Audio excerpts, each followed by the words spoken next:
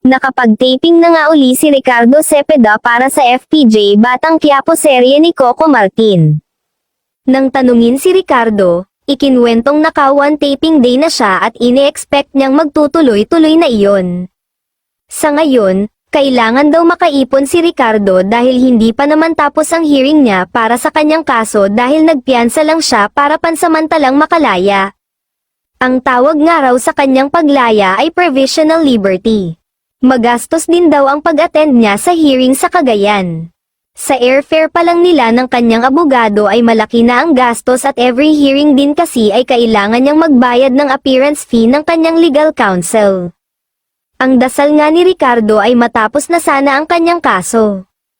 Balik showbiz agad si Ricardo matapos ang halos isang taon, mahirap man ang buhay sa kulungan ay ikinatuwa naman ni Ricardo na halos lahat ng inmates ay fans ng FPJ Batang Quiapo, kung saan ay isa siya sa cast kaya kilala siya ng lahat doon at maayos na pinapakisamahan. Bukod sa BQ ay may mga pelikula rin daw siyang nakatakdang gawin pero sa ngayon ay gusto raw muna niyang makasama at makabonding ang kanyang pamilya na halos isang taon nga niyang hindi nakapiling.